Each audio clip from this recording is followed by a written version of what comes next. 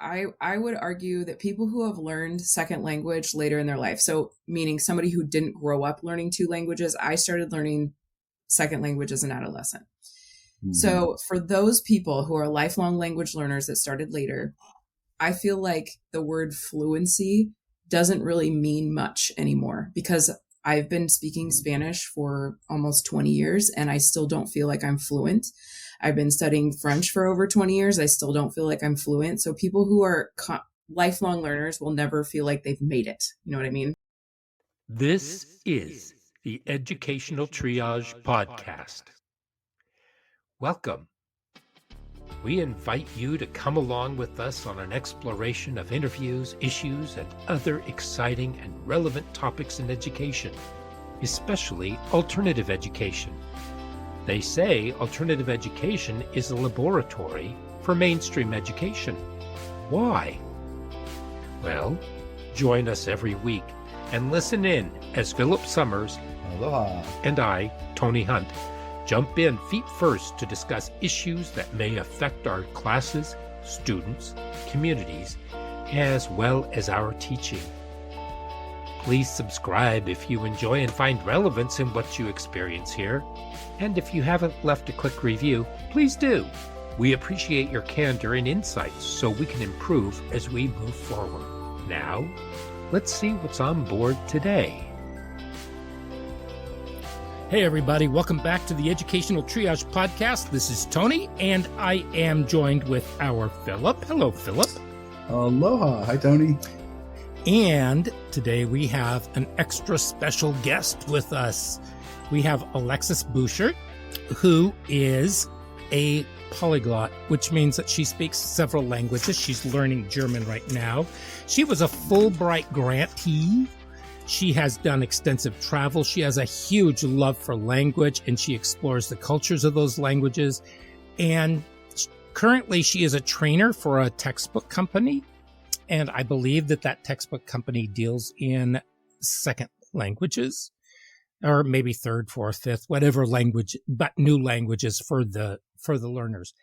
So I am going to welcome you, Alexis. Thank you. Thank you for having me. Oh, it's my pleasure. And I've been thinking about having you on for quite some time because we've known each other for a short time, like a couple of years. Yeah. I mean, I taught at that school for 7 years, so that was a long time. Oh, that is? Oh my gosh. Yeah. So just to start us off, when people think about learning a second language, a lot of them freeze up if they know that they're going to have to speak a different language or learn a different language. So what creates that anxiety or that hesitancy? In the language pedagogy field, we actually have a term for that that's called the affective filter. And it's essentially when you get stressed, you have this filter that goes up and prevents you from taking things in. And so one of the things that I think, having taught high school language for the years that I did, is that when you're walking into a language class, especially if it's your first class in high school, you don't really have a lot of background or foundation to rely on. Whereas if you walk into like a math or science class or English class, you've got some foundation. There's something that's familiar to you. But if you're walking into a Spanish class for the first time and maybe you can count to 10 and that's it, you don't know any other Spanish, that's really intimidating because you're being confronted with something that's completely new to you.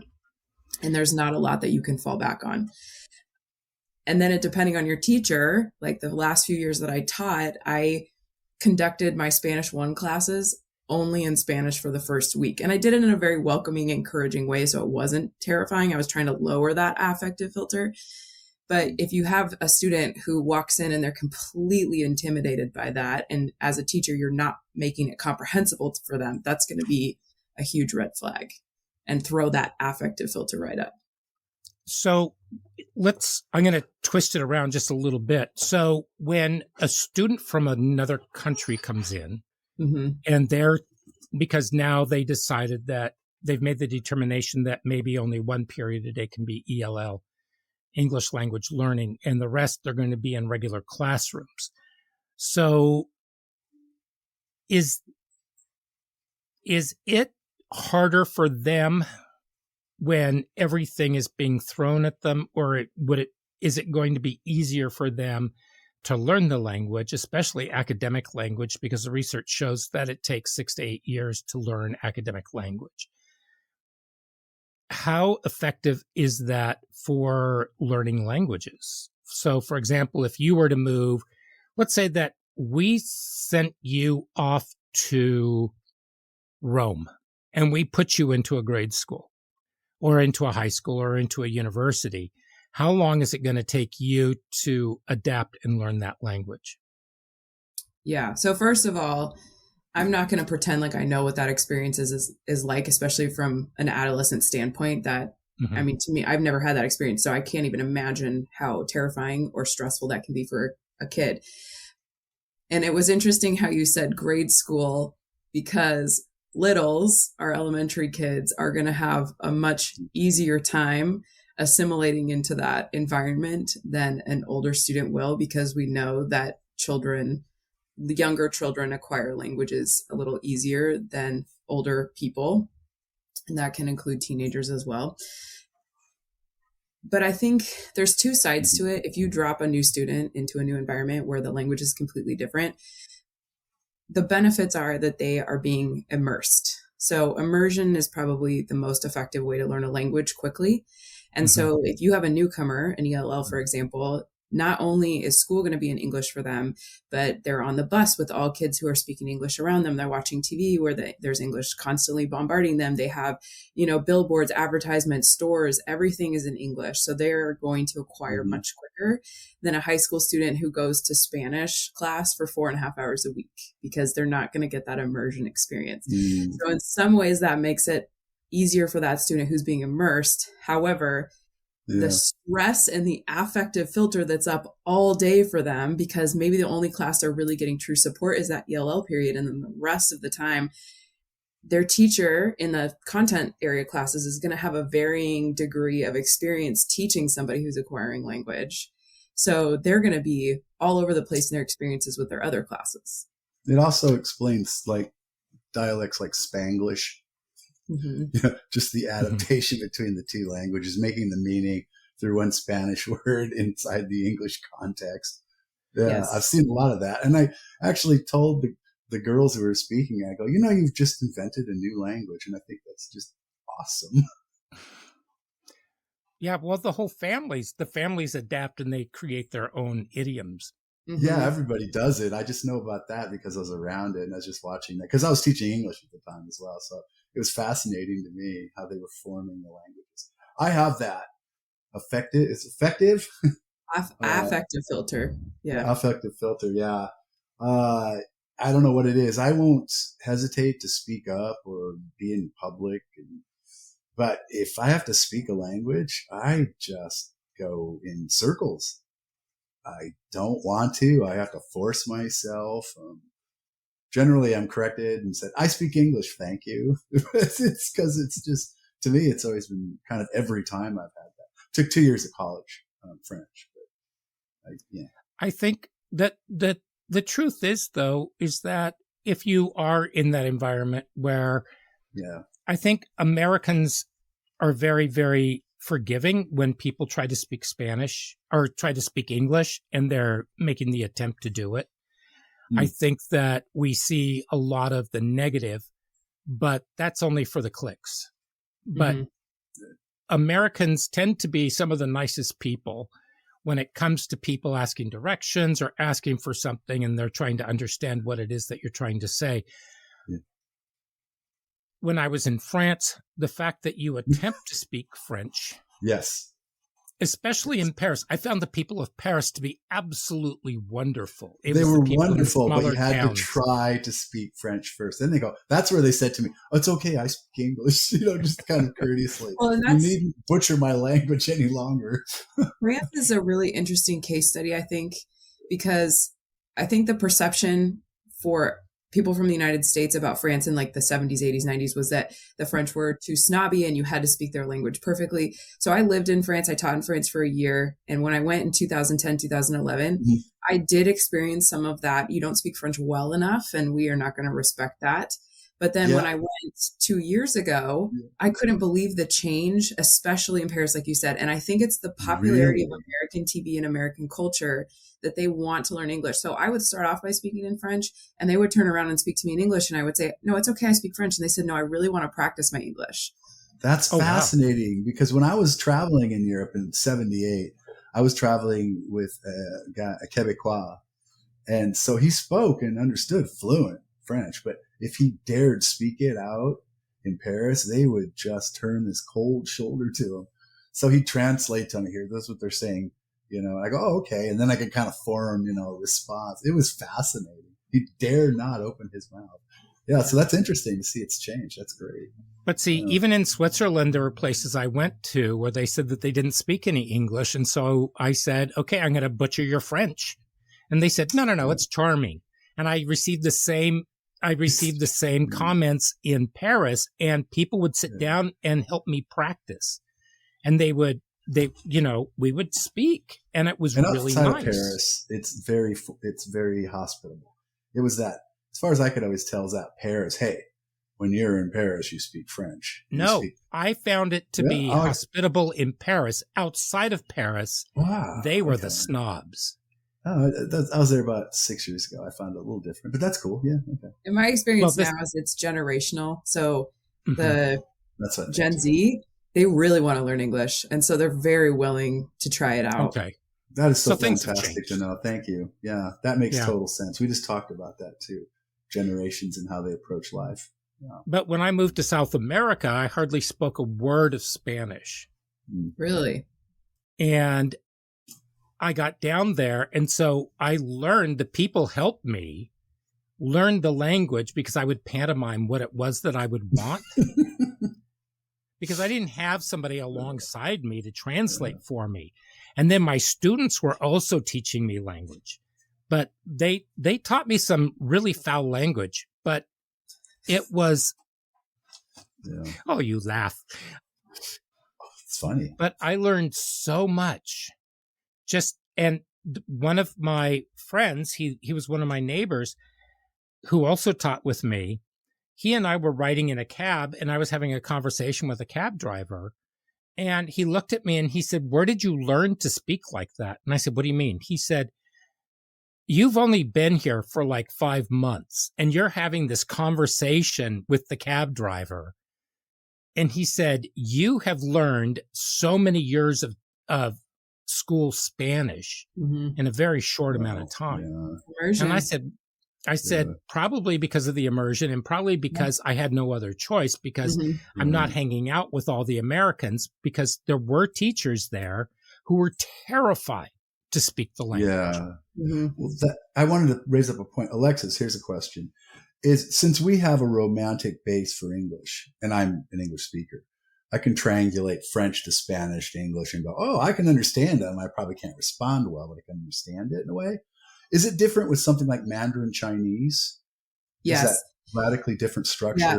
It does then. Okay, go ahead. So as somebody who's studied languages for a long time, there's one like comic or meme that goes around a lot that says, all these, there's a language tree, a language family tree that they can take back all the way to one mother language at one point in time, right? So the joke is that English took other languages down dark alleys, beat them up, stole their words, and ran away. So English, yes. So English technically is a Germanic language, but we have stolen a lot from Romance languages like French and Spanish. And one really interesting thing, if you pay attention to our words in English for government, different types of government, they come from French. A lot of those words are parallel, and you have to think about the politics of the time and democracy and all that kind of thing. So that's really interesting. Yeah. Well, French used to be the diplomatic language. Exactly. Yeah. Yeah. So for centuries. Yes. Good point. Tell me your question again, because I got lost on Well, my so Mandarin Chinese. I mean, Chinese. That was okay. like, Thank you. it seems to hit my brain like, what? Yeah. It So has different base altogether. Yeah. there's an American association. It's called ACTFL, which stands for the American Council on the Teaching of Foreign Language, and they're considered the governing body of learning language in the United States. So one quick thing is that the name of that is slightly problematic, and I don't know if they've changed it from foreign language, but we used to refer to our field as foreign language. We don't anymore. It's world language because languages aren't foreign, right? They're just languages That's of a the kind world. of Cold War, pre-Cold War state, Yes. foreign. Yes. Yeah. So anyways, Goes way back. ACTFL has decided that languages some languages are harder to learn than others. And there's also a scale of proficiency. And so there are documents that you can find that say, if you study French or Spanish for this many years, you're going to hit this level of proficiency. But if you're studying a language like Mandarin, you're only going to hit this level of proficiency and it's lower. So languages are essentially graded in difficulty. And so you're right, the Romance languages are going to be graded a little bit easier than a language that has a completely different system of writing or grammatical system or syntax or any of that stuff. Yeah. Because if you read a lot, or if you really listen a lot to people speaking, and I don't mean people just speaking slang, you can pick up a lot of the meanings of words simply because they have the same basis. Mm-hmm. I mean, the word for use in French is emploi, and you think employ. So, or utiliser for utilize. And so you can actually get your language going. And you can get that vibe happening. Those are called cognates. And one of my favorite jokes from teaching, cognates are words you recognize from English. Yes, which is a base, I imagine, in Latin, cog to mean, yeah. Yeah. But I don't remember what I was going to. Oh, sorry. Part of the problem, I think, with language learning, though, is the fact that let's say that I came from a different country and I'm trying to learn English. I hear it in the schools, but once I leave schools, it's back to native language time. And so I have 18 hours of native language and maybe 6 hours of the new language.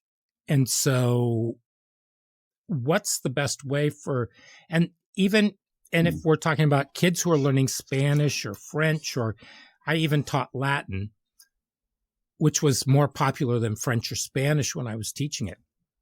And the kids went haywire with it. Is that there's no practice that really happens outside of the classroom. And so you have maybe an hour and a half and a 6-hour day, and then that's it. Is that a challenge? Or for teaching world language as a second language? Yeah. Yeah. I mean, absolutely. That you're a student, the fact that and first of all, especially in the state of Oregon, we only require, but it's not technically required, to do 2 years of a world language to graduate. And that's not a requirement. That's a recommendation of one of options. There's some states that require certain amounts, but regardless, that amount is barely a drop in the bucket to get a student to be somewhat proficient in that language. Now, it really depends on the teaching style also, I think. But at the same time, if you're a student, let's say you're on a block schedule, like I was teaching on a block schedule. So the most a student would see me is 3 times a week, and that's 4.5 hours. And then you add in, sports or sickness or whatever. Maybe they only see me once a week. Maybe they don't see me at all. So it's really hard to get that input. That's what students need, is they need lots of input that they understand in the target language in order to start to acquire it. So the fact that we require or don't require at all so little language instruction for students in the United States is upsetting to me. I mean, as a language person, and I don't know how. I mean, there's lots of things that we can do as teachers to encourage students to do things outside of the classroom, but it also comes down to, student desire, student motivation. Why are they there? What's the international model on that? I mean, as far as I know that English is the language that's universally spoken generally. Yeah, Are they teaching it from an early age? it depends on what country you're in, but in Europe, for example, they'll start a second language very young, like kindergarten, and then some countries require three languages. So by the time they're in high school, they're studying all three languages, and that includes their first language. Okay. So we're way behind. And then when you go to other countries, in other parts of the world, it really varies. But you're right, English is usually the desired language if they don't already speak it. I knew that. That seems logical to start early, get those patterns kind of laid down. So what are the best ways to motivate students to learn a language? Really? It's it's a loaded question, to be honest, just because, as teachers, we can only do so much to motivate our students. I know why I was motivated as a language learner when I was in middle school and I started taking French is because I really wanted to go to France. That was something that motivated me. And then when I got into college, I, was taking Spanish classes and I really liked my professors and I really respected them and I wanted to do well because of that. So that was a big motivator for me. So we're all going to find our own motivations, right? And I think students will tell you, a lot of students will tell you, I asked them the first day or first couple of days of school, why are you taking a language? And a lot of them tell me, oh, because I have to. And I said, no, actually, you don't have to. You're not required to be here. So what are some other reasons? And so we try to brainstorm some reasons of why. And it's usually to communicate, or to travel. But I think it's really important to help them find their own reason for studying, because if they're there because they think they have to be there or because I want them to be there, it's not a good enough reason. The one thing that I think is really interesting, if a school offers Japanese, for example, you will get so many students who are into manga. And so they take Japanese because they want to be able to interpret it in its original language. And I think that's a great example of intrinsic motivation for learning. Yeah, relevance. We talk about that a lot, relationships. When you were speaking about your Spanish, getting interest in Spanish through a teacher, I thought, is there a French teacher, early on that kind of hooked you, on a relationship basis, kept you motivated that way? Absolutely. Yeah, our middle school French teacher was just such a character. Tony actually knows her. She's such a character and she was so engaging, and middle school kids were just in it. We wanted to be there because it was entertaining.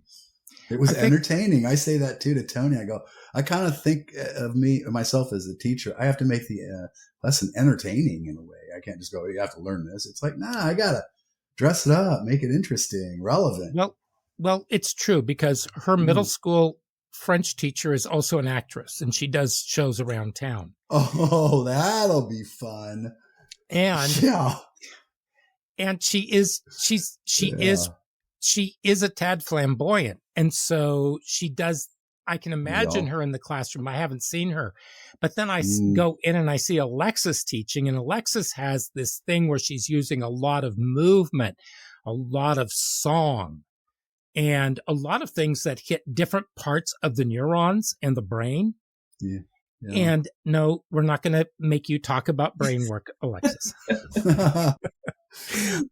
Even though I really wish we could.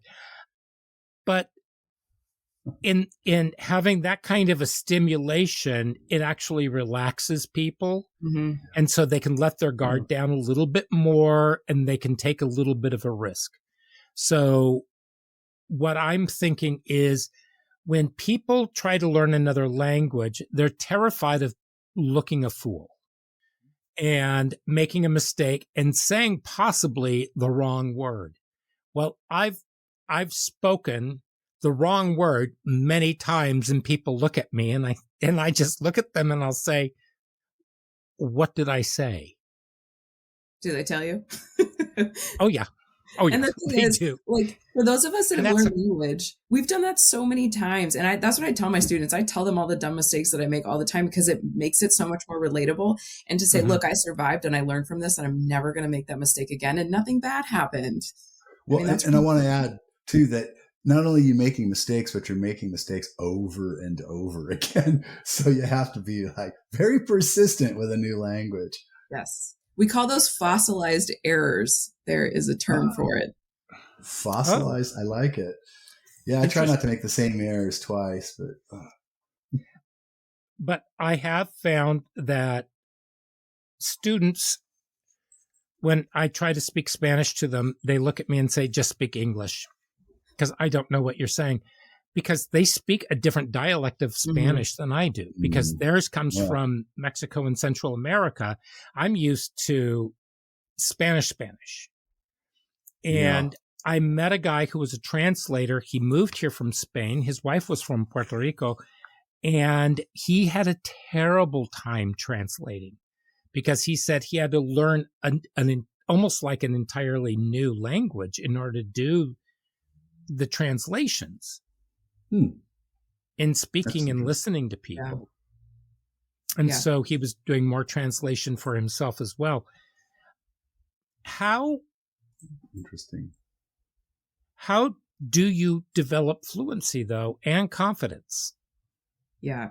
So one thing I really like to talk about to people outside of world language is the concept of fluency, because I would argue that people who have learned second language later in their life, so meaning somebody who didn't grow up learning two languages, I started learning second language as an adolescent. So for those people who are lifelong language learners that started later, I feel like the word fluency doesn't really mean much anymore, because I've been speaking Spanish for almost 20 years and I still don't feel like I'm fluent. I've been studying French for over 20 years. I still don't feel like I'm fluent. So people who are lifelong learners will never feel like they've made it. You know what I mean? That being said, ACTFL, who I referenced earlier, has that scale of proficiency. So it's an inverted pyramid is what we call it, the inverted pyramid of proficiency. It starts with novice low and it goes all the way up to superior. The only people who are superior speakers are like diplomats and college professors in their native language. Like most of us do not function at a superior level most of the time. Like in English, I function around an advanced to distinguished level most of the time, mostly advanced. So then the question is, where is the goal for our students in a language class? And what do we consider fluent? So if I'm functioning in my native language at an advanced level most of the time, is advanced considered fluent? I'm also an advanced speaker in Spanish, but I don't consider myself fluent. So the definition of fluent, and I tell my students this, and I like put the pyramid up on the wall and show them, because I want them to know that obviously there's goals for us in fluency in quotation marks, but you're never done learning, but I don't want that to be discouraging. I want that to be encouraging. So you're talking about making errors. Yeah. There are certain points in that proficiency spectrum where when you stop making a certain type of error, you can kind of advance to the next level. So it's really about goal setting with students. It's not saying, okay, my goal is for you to be fluent by this level by this time. It's you started off the year at a novice low. How am I going to get you up to a novice mid? What does a novice mid look like? And so helping them build that self-reflection and building in that there will be errors that are expected. I think that we talk about growth mindset all the time, right? That's integral to a growth mindset in learning languages. And helping them develop that, I think, is providing them, another term that gets thrown around a lot in world language, providing them a lot of comprehensible input. So I need to be giving them constant input in the target language, whether it's me giving them input or them getting it from like a video, an article, something they're seeing, looking at, reading. They need to be getting that input constantly, but it needs to be at a level that's comprehensible for them. So if I walk into my Spanish 1 class and I turn on the TV to Univision and they're sitting there watching TV, it's not comprehensible for them, right? They are getting a lot of Spanish, but not taking it in. However, if I go in and I play a YouTube video that's made for maybe kindergarten, where they're showing lots of words on the screen, lots of images that support their understanding, they're going to get more of that. It's going to be much more comprehensible. And so that will help them build their capacity and build their vocabulary and their knowledge of structures much quicker with that constant input that's comprehensible. Would a good analogy be English mastery, being a superior user of English, a superior speaker of English, would be kind of reserved for people like Doris Kearns Goodwin or Ernest Hemingway, people that had worked the craft of words and language to such an extent that they were superior masters of it? Well, it's not even necessarily the vocabulary they're using, but it's what they're doing with the language. So can they develop Right. an opinion, support it? Yeah. Can they talk about hypothetical situations? It goes beyond just plugging in the right words in the right places, but what you're Oh, using yeah. to convey. Well, I guess So my it's not point just is that the wordsmithing. nuance of the languages, the Yes. way they've Oh, absolutely. refined it, developed it. I mean, Yeah. they didn't just speak it; they sort of defined it in many ways. Yeah, Yeah, absolutely. yeah, that's what I thought. So that's a good one for you folks at home. That's a good analogy, I guess, to latch on to.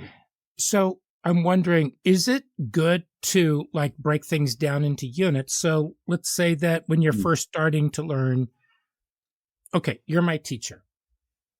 And let's say that you break it down into units. So the first thing is going to be, we're going to talk about my home life.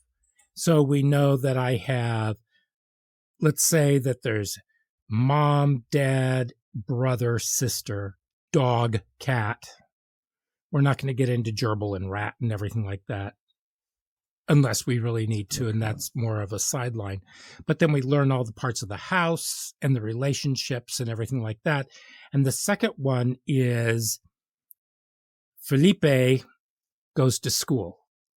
And then he starts learning things about school and everything. And then afterwards, it's Felipe has a job. And then what does Felipe do at his job? And is that the best way to do it in a context?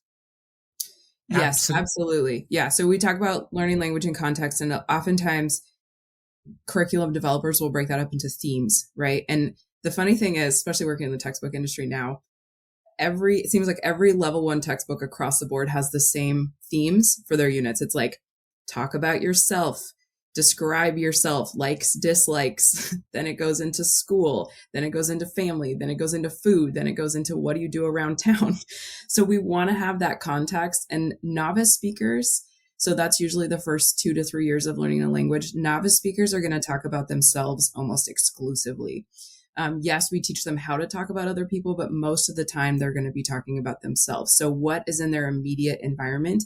And yes, we want to bring those cultural pieces in from other countries, make sure that we're teaching those in the target language as well.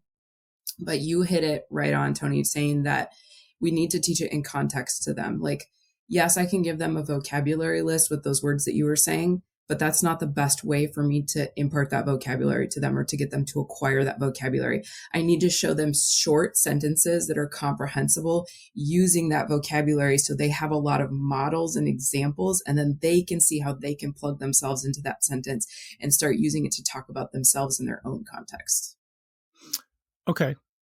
And then how do you teach reading and writing in the new language? Do you wait until they understand and then they can phoneticize it? Or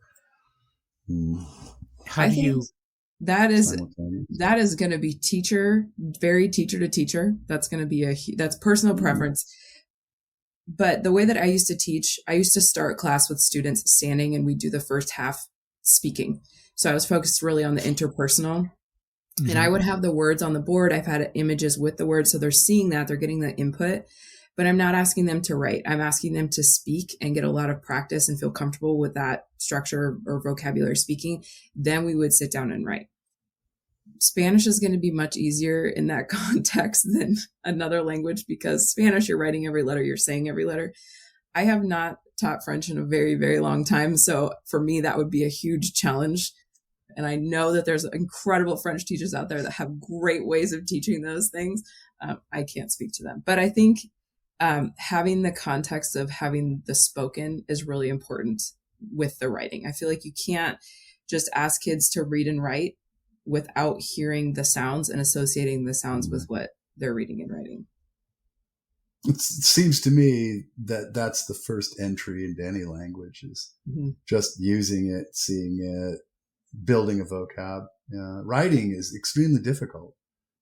Well, and you also have to look at, if you are only going to take a language class for 2 years, let's say you take Spanish for 2 years in high school, what is your end goal at the end of that 2 years? Are you going to be using written Spanish, or are you going to be using spoken Spanish? Most likely you're going to value the speaking skill more so than the written skill, because you might be traveling or you might encounter somebody who only speaks Spanish in the United States and you need to communicate somehow. So for me as a learner, that's going to be more valuable than being able to write a paragraph describing myself. But if I am getting off the plane in Costa Rica and I need to fill out my custom form, that written Spanish is going to be really important for me in that context. So how does language reflect the culture? Because I know that you're very much into absorbing culture. And if I'm correct in remembering, there's something about you absorbing as much culture in Mexico and in Costa Rica as you possibly could when you go down there, because you just love going down there. And that's one of the reasons, that's another part of you wanting to be a language teacher. Culture is what gives us context for the language, I feel like, in a lot of ways. Because if I learn Spanish and I'm just always going to be in the United States talking about my own life, do I need Spanish for that? Not necessarily. I can do that in English because most of the people around me speak English and my context is English.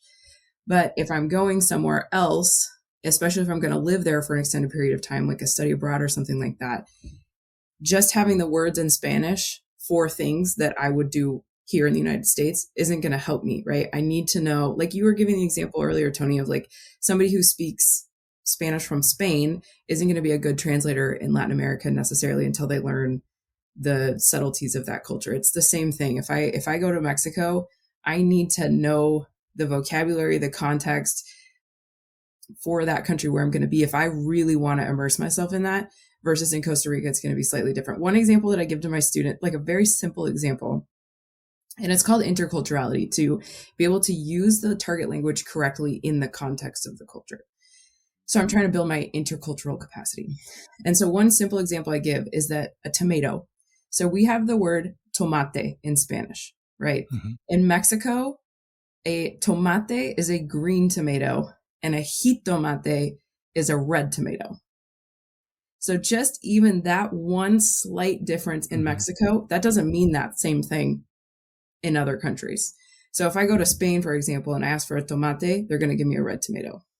But in Mexico, they're not. So that's just an example of like, obviously some things are going to be a much bigger deal than just asking for what color tomato you want. Or even something that we associate with Mexico, the tortilla. Oh, yeah. You know, I am in Ecuador, and every Sunday I would have my tortilla, but a tortilla is an omelet. Yeah. So, because they don't associate with Mexican foods. And so as there's different associations with food a lot. Yeah. And that goes with a lot of language too, because there's so many words in Spanish that are regular everyday words in one country and then offensive swear words in other countries. Oh, so that's a good time. Oh, yeah. Oh, yeah. Well, so when we talk about effective ways of learning a language, I think we can all determine that immersion might be the best way to go, use it, see it, be it. Yeah, absolutely. I think so. But we're not going to have that. We're not going to be able to have that experience for all of our students, right? Like, I know, yeah. Which I wish, like, I wish that somehow, like, you know how middle schoolers go to outdoor school? I wish we could do that for languages too. I wish we had a way of saying, like, we're going to take you, even if it was a camp in the United States somewhere where they could only speak the target language for a little bit. That would just be so cool. But they have kind that. of culturally acclimatize it as best possible too. You know, make it as immersive as humanly possible. Yeah. They do have language camps. Yes, they do. Yeah. But they're horrendously expensive and very exclusive. So that's one of the problems. I think that if you had made an immersion where you could take half a population of native speakers and half a population of Americanese and throw them in together and somehow or other mix them so that everything was in Spanish, because maybe we're trying to affect the literacy rate in Spanish for those students that go there. And also help the American students who go there who don't speak it. Mm. And so they're both gaining something. So there's something to be learned for both parties for going. And one's not just doing the modeling, but they're also there to learn and to experience something. Mm-hmm. Is that? I think it's a little complicated because by sending somebody who's already a native Spanish speaker to interact with people who are learners, there has to be a desire on the part of the native speaker to want to engage in that environment. Because a lot of times there's native speakers that are like, look, I speak Spanish, but that doesn't mean that I want to teach other people how to speak Spanish. And I respect that. I think that they have to know what they're doing. However, there are people that really do, say, hey, you're interested in my first language. I would love to help you learn that first language because that's a big part of me and my culture. And it's also complicated because I had a lot of heritage language speakers. So I had a lot of heritage Spanish speakers in my Spanish class because they didn't necessarily have another place to go at the time. So you get somebody who's spoken Spanish since they were born thrown into my Spanish 3 class, which isn't necessarily the appropriate place for them to go. And it's hard for me to serve that student well when I have 35 other students in my class that are trying to learn Spanish for the first time. But I think trying to make those students part of the conversation without making them stand there as the representative of their own culture, their own language, is an art form, to be honest. And I don't know if I ever did that well. That's amazing. You're right. I didn't think of that. You're totally right. But I think they're not going to go to camp unless they want to for some reason. Maybe they want to learn translation. Maybe they want to learn how to interpret. Maybe something like that. I mean, that would be great for those skills because those jobs are in high demand. Yes, absolutely. And it's not easy to be a translator. No, it's not. No, you have to be a translator and not only speak a different language and translate it, and you got to do the translating thing. Well, you have to have a brain that can. You have to have a brain that can listen and translate and do multiple things because not only are you intaking, you're fumbling around for the right words and you're speaking out the translated language at the same time that you're still continuing to listen. I have to ask this of Alexis. So language, I noticed that the English language is catapulting offwards in different directions. A lot of the times, we have slang, some of it sticks, some of it doesn't. There's different forms. Is that true of, say, Spanish or French? Do you know? And if absolutely. It is, how much of a challenge is that to keep up with if you're not immersed in speaking it all the time? Yeah, language is constantly changing. And we know that, especially with technology. Like in other languages, they'll take English words for technology and then add an ending to them. So it becomes a verb in that other language. It's just incredible. And trying to keep up, I think, is impossible. And I think that's where students are actually a resource because they're going to follow the TikToks, they're going to follow the videos, they're going to follow all these influencers who maybe only speak that target language or who speak both English and that target language. And they're going to be the ones that say, if I'm teaching and I say, oh, my textbook says that when you go to click on something, you say hacer clic in blah, blah, blah. And then they'll say, no. Ms. Buschert, actually, this girl that I follow on TikTok uses this to say, click on something. Or I don't know. That might be a bad example because are teenagers even clicking on anything? Probably not, right? They're just tapping buttons. But that's an example of and another place where I think our heritage speakers can come in and say, no. That's not how we say this. Now we're saying this.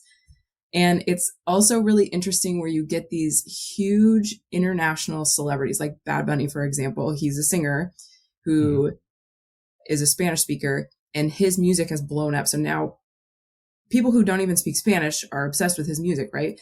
So his music or words that he uses are going to start influencing the culture and the words that our younger students or younger speakers are going to start using on a regular basis. So language is constantly changing. And it's really, from the textbook industry, it's fascinating to me where, you publish a textbook in 2020 and in the next couple of years, a lot of the vocab used to describe certain things isn't going to be used anymore.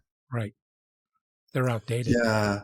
And Bad Bunny's teaching teaching Spanish to people. Well, it's not I just love him. it. I mean, you've got Pitbull, you've got a whole bunch of them, and you have all the I love it. other rappers. I mean, There's a lot of power. I remember words that I learned from songs, like all the way back from when I was in middle school. I remember those songs, and I like, for example, I just went to a Juanes concert last week, and I remember when I learned the song La Camisa Negra, I learned like 3 or 4 words in that song, and I can remember exactly when I learned them. So I think music is just so powerful in that way. That's very true. It's proven. Well, that also goes along with the context of culture and the language. Mm-hmm. Yeah. Yeah. So, because it depends on whether or not you're a descriptivist or a prescriptivist when it comes to linguistics, depending on which language you're on. And so what you're doing is you're taking a descriptivist approach. And my understanding is that textbooks are already out of date by the time that they're published. And so if language is going that quickly, then does that mean that they are going to start having to make the textbooks digital so that they can update them and keep them going? Or is it more profitable to chop it? Go ahead.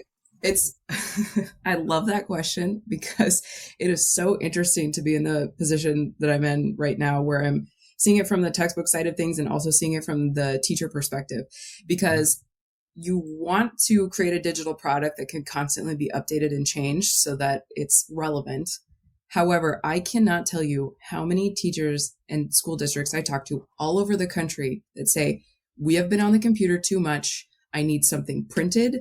I need to print handouts so my students can physically write. They use Google Translate too much. And so I don't want them to be on the computer at all. So then how do you make a product like that where it's constantly updated, but it's also in a physical format for people? Like that's a tough ask. Newsprint. Do you send a binder and then you send updated binders like once a month? Oh God, And please mailings? don't do that. No. Just mailings? No. But it's an that'd be interesting place we're horrible. in. I mean, I'm sure it's not just language. I'm sure it's every subject, right? Where you want to keep things updated, but then you don't want your kids on the computer all day. You want them to be talking to each other and having real conversations and actually listening and being immersed in whatever's happening in the moment.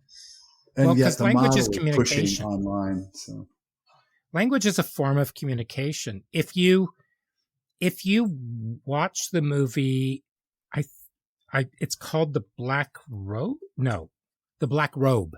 Oh, yeah. The Black Robe, where I can't remember if it's a missionary or who it is. He goes up to, maybe it's the Algonquins. I don't remember which tribe it is. They introduce that. But they introduce writing to them, and they show them. He says, tell me something, and then he writes it down. And then he shows it to somebody who was not part of the conversation and is far away. And he hands it to him, and the guy says what the elder of the tribe said. And the elder is absolutely floored. He can't believe it. And so it's the impact of the language. And the language does describe what's going on. And that's why in our literature is like a microscope to the society for which it was written. And at the time that it was written in. So if we obliterate those texts, we've obliterated history and the way people think and the way people view the world, whether we agree with it or not. We still need to be able to understand that, and we do that best with the literature, depending on where we are. And so that's why I'm thinking, being able to read something that's not translated, but for ourselves. And I know that this is a much later version of learning the language. I know that when I was at university, we had to start reading novels in, I think it was French 102. Whoa, that's early. That is early. I think we did. We began by reading Le Silence de la Mer, and it was impactful. It was really, really difficult, but it was, I think that really helped a great deal. In fact, I kind of want to read it again. And then we also had to read Huis Clos, which is No Exit by Sartre. in 103. Wow. So, that is a demanding university program. I was going to say, dang, dude. Well, a good analogy would be in English, Huck Finn, and the use of the N-bomb there to describe Jim, because that was part of his integral character. And then when Huck considered Jim like, no, he's not, he's not a slave. He's my friend. That's an epiphany. That's a shift. And it's a huge one. Mm-hmm. And you can't really scour that novel out of some of those words, especially the N-bomb. It just has to be taken in context in that novel. And it's really important to understand what it would have been like for the two of them in that period of time. So that's that's sort of the original translation of that novel to give. Right. And it's the humanization of Jim as opposed to being this thing that you can use that term with. Through the words that he used to refer to Jim as, he's just, he's my N-bomb slave. It's no big deal. And then later goes, no, he's my friend. I have to go back and help him. It's like, wow, there's a big shift. And that was not lost on the audience at the time at all. Exactly. Mm-hmm. So getting back to this, Alexis, what are the biggest misconceptions about learning a second language? I don't think that students have misconceptions. I think parents do. When we talk about it in an educational context, particularly public high school. Mm. And I think the misconception is that taking 2 years of a language in high school is enough and that you're going to be somewhat fluent after you take those 2 years. I think those are huge misconceptions. And actually preparing for this, I thought about what parents used to say to me in parent-teacher conferences. And I'd have parents say, oh, I took 4 years of high school Spanish and all I remember is ¿Dónde está el baño? I had another parent tell me one time, oh no, I made my student take Spanish 3 and 4 because when we go to Mexico on our vacations, they need to be ordering the beers for me. And to me, I'm like, all right, let's take the parents out of this for a minute and let's get down to the student level. Like, what are the students expecting out of this class? What do they want to do with the language? I think that's the biggest thing, is to bring it down to them, give them some realistic expectations and say, look, if you're only here for 2 years, that's fine. Here's what you can expect to learn. Here's what I'm going to help you do. And I used to ask, what do you want to learn? And we'd have a big chart on the wall and write it down the first couple weeks of school. What do you want to learn? But I think the other conversation is to say, look, if your expectation is that you really want to communicate with this language and you want to speak and you want to continue going on with it, maybe go past those 2 years and then plan to look at it in university, because you never know. You might end up feeling like this is an obligation and then fall in love with it and keep going forever. Mm-hmm. So from the student-teacher perspective, I think those are the misconceptions, and I think those are some of the ways that we can address them. Excellent. Wow, that's helpful. Thank you. Yeah. So any last words of wisdom on anything we haven't covered that you really, really have stuck in your craw? There's a constant shift in language education. And right now we're kind of at a crossroads, and maybe a few years ago, this crossroads came up. I started as a very, what I would call traditional teacher when I started teaching. So I would say, here's your vocab list, here's your grammar. We're going to do grammar tables. And I spoke a lot of English in class. And then based on experiences that I had in workshops and professional development and everything over the years, and I will say specific to world language professional development, not just general professional development, I learned how important it was to be speaking in the target language almost all of the time, even in level 1, how to create a very welcoming and safe environment where I'm doing that, and that my students are also feel welcome to do that, and to focus really more on what students are doing with the language and how to do it rather than the pieces of vocabulary and grammar. And so I think when we talk about those parents who took 4 years of high school Spanish and don't remember anything, were they just translating vocab and filling out grammar charts, or were they actually using sentences that they wanted to learn that they were going to use later on? One of the first things I teach my level 1 kids, after they're done having a conversation with somebody, they turn to each other and say, gracias, que te vaya bien, which if you go anywhere in Latin America and you leave a place, a lot of times you will hear que te vaya bien, which is like, have a nice day. And so I teach my kids that phrase so that they never forget it. So now when they leave my classroom, they say, que te vaya bien, or when they're leaving a store, they can say that. So teaching those things that are going to stick with them beyond donde está el baño, because yes, donde está el baño is very important. It can be. But teaching them those things that are going to contribute to their intercultural experience if they ever travel, or even with people in the United States, and focusing on giving them that input that's like they want to learn it, they're engaged in it, and it's understandable to them. I think that's the combination for effective language teaching today. Wow. Excellent. Thank you very much. Thanks for having me. This has been great. Yeah, no, I've learned a lot, and you put a lot of things into perspective for me, and hopefully for our audience as well. So I'd like to thank you personally for undoing some of my prejudices. It's one of my favorite things to do. And good. When they see the light of day, they start to shrivel. I go, hey, I've been thinking about some things wrong. Thank you. I appreciate that. One thing I'm going to throw in, when I started teaching Latin, my students were so much more stoked about learning Latin than they were about French or Spanish. And I couldn't figure it out. And this is when I was teaching felons who are in residence. And I didn't understand why they took it on so well until I got a call from the residents and they said, please stop teaching them Latin. And I said, why? And they said, because they're conversing in it and we don't understand it. Mm-hmm. And so, yeah. and I thought that was the loveliest thing that they could have actually done. It was so perfect. That's and great. I said, why would I want to stop them learning something? Why don't you learn the language? There you go. Perfect. And they said, not my job. Those were their words. So it said nowhere in the job description, Latin speaker. So anyway, Alexis, I'm going to put your contact information in the show notes. And I just want to say thank you.